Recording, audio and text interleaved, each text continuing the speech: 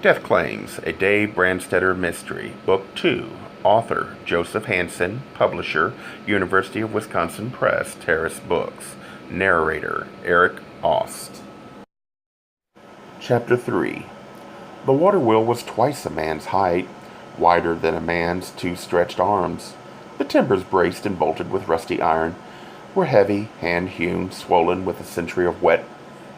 Moss bearded the paddles, which dripped as they rose. The sounds were good, wooden stutter like children running down a hall at the end of school, grudging axle thud like the heartbeat of a strong old man. A wooden footbridge crossed below the wheel. The quick stream under it looked cold. The drops hitting it played a chilly tune. The base of the mill wall next to the stream was slimy green with lichen. Higher, it showed a rough brick. The building was tall, massive, blind as a fort.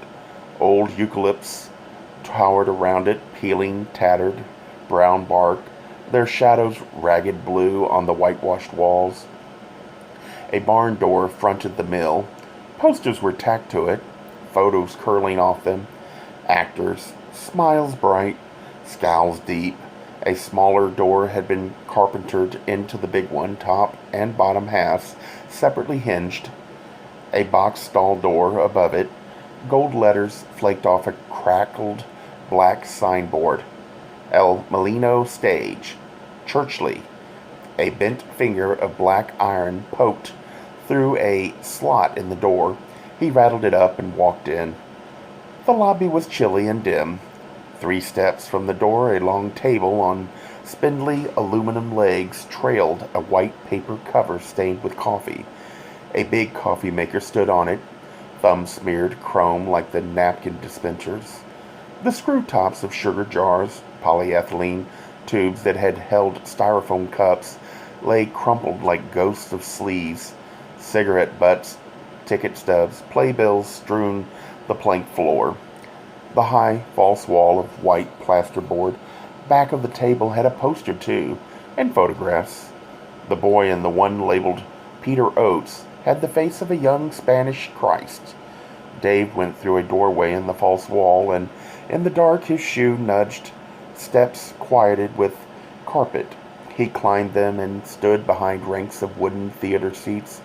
6 or 8 shadowy rows.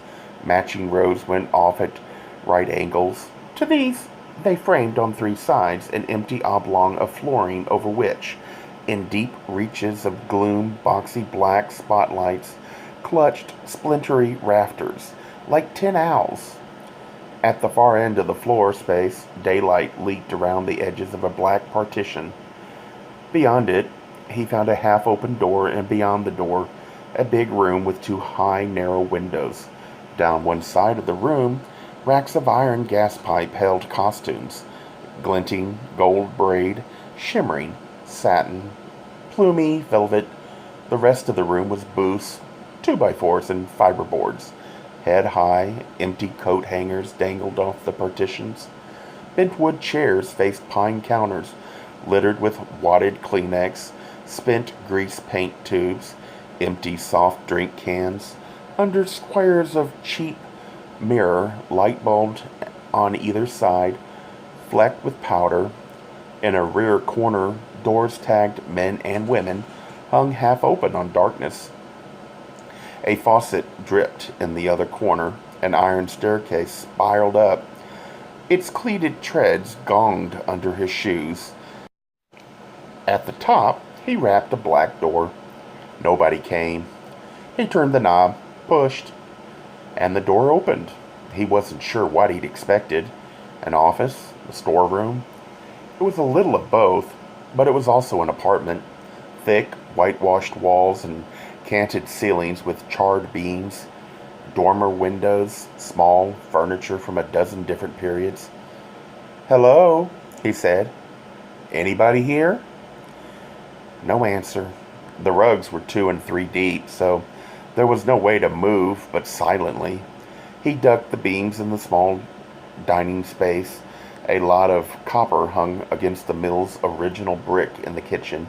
No sign or smell of meals past or to come.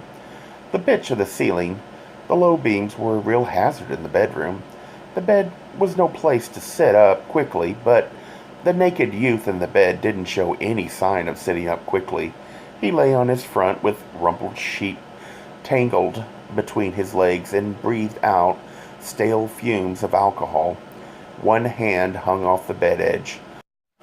On the floor, under it, an 8x10 picture frame lay on its face. Dave picked it up, turned it over. Carved wood brushed with gilt. There was no picture in it, only the glass and the cardboard backing. He frowned at the sleeping boy. He was dark, but his face was turned away. Dave wanted to see the face. He reached to touch the boy's shoulder and heard feet on the iron staircase. He set the picture frame on the bedside stand and left the room. The knob of the black door rattled and a fat man pushed in, clutching brown paper sacks loaded with groceries. He must have weighed close to 300 pounds. He was fair and blue-eyed. Pale, reddish hair lay thin across his pink scalp. He puffed a little and turned to nudge the door shut. He had a musical voice. It almost tinkled. "Here we are. Food at last. Rise and shine. The shower head is a little tricky if you..." He didn't finish the instructions. He saw Dave. The tinkling stopped as if a screwdriver had been jammed into a music box. He tried to look outraged. He only managed to look scared. "Who are you? What do you mean?"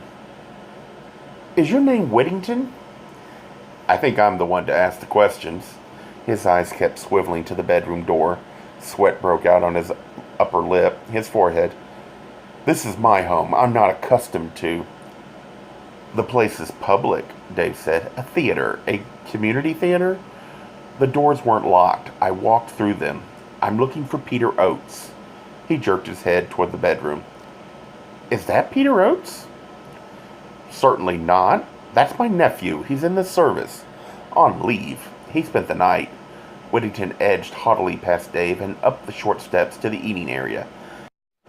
He waltzed, dodging the beams, got to the kitchen and set the stacks down with an annoyed tin can clatter. "Not that it's any conceivable business of yours." "It's my business." Dave went after him, not carefully enough. He banged his head. He stood rubbing the bruise for a minute, then leaned in the kitchen doorway and watched the fat man empty the sacks and stow his haul away in cupboards and refrigerator. "Peter Oates' father drowned last week. His life was insured by the company I work for. Medallion? Peter was his beneficiary. The young woman, where he used to live, doesn't know where he's gone. I thought you might know. She said he used to spend a lot of time here." "Used to?" Whittington's laugh was unamused. "Yes, she's right there. Lots of time. But not anymore." He cracked eggs into a mixing bowl as if they were hateful little skulls. "Now, if you don't mind..." He bent it to flap open shutter doors under the sink. A wastebasket was alone there, like a dwarf prince in a dungeon. Royal purple plastic embossed with gold fleur-de-lis. Whittington winced, and the hand with the eggshells hesitated a second, as if it pained him to put the elegant thing to use. Then, with a little twitch of his mouth, he chucked in the shells and shut the doors. "I have breakfast to prepare. That boy to get fed, bathed, shaved, dressed, and in his right mind. I have to drive him to the bus station in town and be back up here for a rehearsal at 1. I haven't a minute to spare. If I had, I couldn't tell you a single useful thing." Peter Oates was pretty deep into the theater. Dave lit a cigarette. What suddenly turned him off it? With the sharp point of a paring knife, Whittington slit the cellophane on a block of yellow cheese. He dropped the knife back into its drawer, found a grater and rubbed the cheese against it over the bowl, and held the eggs. "You're utterly insensitive, aren't you?" "I've got a job to do," Dave said. "Peter got a swollen head, if you must know." "How?" 4 latticey white iron chairs stood at a latticey white iron table with a glass top at the near end of the room. A rococo pair of white plaster candelabra on the table sheltered a white fluted plaster urn full of fake peaches, apples, walnuts, autumn leaves, a big bivalve shell was there too, its pearly lining sooty. Dave tapped ashes into it and drew out a chair and sat on it. I had the idea he was a nice kid, unspoiled. So had I. Whittington rewrapped the cheese and put it back in the refrigerator. El Molino stage has a reputation. He blasted the grater with hot water at the sink and stood it on the counter to drain dry. As a result, people from Hollywood, the television companies, the film studios, the talent agencies, come here shopping for new material, a situation I deplore, but they pay for their seats. There's no way to keep them out. And one of them bought Peter Oates? Dave asked. Out of pink butcher paper, Whittington spilled a string of little pink sausages into an iron skillet. He cut butter into another. He twisted burner knobs, and circles of blue flame drew themselves under the pans. "Excuse me," he said, and went out of the kitchen. Dave heard him clap hands briskly and scatter words like merry bells around the bedroom. He got off the chair and crouched to open the shutter doors under the sink. The wastebasket held colored transparencies, dozens of them, in tiny white cardboard frames. He lifted one into the steep slant of light from the window over the sink. Peter Oates, sun-tanned in swim trunks, at the tiller of a sailboat, grinning, hair blowing, blue water, blue sky. Another, Peter Oates, startled by a flashbulb at a ginghamed coffee table, fork half raised to half-open mouth. A third, Peter Oates in Renaissance tights, short velvet jacket, slashed puff sleeves, sword half drawn, snarling. Then the floor creaked where Whittington waltzed among the rafters, and there was no more time. Dave dropped the slides, shut the doors, and was standing staring out the bright window when the fat man came in. I should have known better than to star Peter in Lozanko, but he was simply so right for it. I couldn't resist. Inexperienced as he was, I got my comeuppance. He was seen by, of all people, Wade Cochran. Dave turned, squinting disbelief. The Sky Pilot? Whittington nodded sourly. Television's sagebrush saint. He was here night after night, ostensibly to assess my abilities, but one night, very late, I heard a sound downstairs and found Peter, who'd come back for something he'd forgotten. His watch, I think. When he left, it was in Cochran's car. Not a car you'd confuse with any other. A bright yellow Lotus. Maybe he'd offered Peter a contract. I wasn't told, and I wasn't about to ask. What would be wrong about that? What do you want for your people? Theater, television is to theater. Whittington forked over the sizzling sausages. What a billboard is to Cezanne landscape. No, I think what happened to Peter, if indeed it did happen, is tragic. But you do know where he is, Dave said. The fat man dropped slices of bread into a toaster, but swallowed them with a growl, like a shiny animal. I do not know where he is. You mean he didn't stick with Cochran? I mean, people like Cochran are monotonously predictable. They lure innocent youngsters with promises they have no intentions of keeping. They use them and discard them. Cochran's image is different, Dave said. He's supposed to be as wholesome as he looks, as the part he plays. Lives with his old mother, always does what she tells him. Devout churchgoer, no smoking, no drinking. The morals, good people, held to when the West was young. Bible Belt. Tooled, no doubt, Whittington said, and the boy came into the kitchen. The boy from the bed under the hazardous black beams. He was still naked, and he was holding the empty picture frame. He did look like Peter Oates, except without the trim edge of beard along the jawline. Also, there was nothing saintly in his brown eyes. There was almost nothing at all. His handsome mouth asked Whittington, "Whose picture was it? You said you'd tell me." "Take your shower," Whittington said. "Breakfast will be ruined if you don't hurry. Leave the spray head alone, or all you'll get is a totally unmanageable gush." "Was he your lover?" the boy asked. Then he saw Dave and lowered the frame to cover his crotch. His name was Peter Oates, Dave said. He used to act here. Act? The boy looked blank. This is a theater, Dave said. Is it? The boy's smile apologized. It was kind of late when we got here, and I was pretty juiced. He frowned, tilted his head, blinked at Dave. Are you a homosexual too? Whittington roared. Take your shower!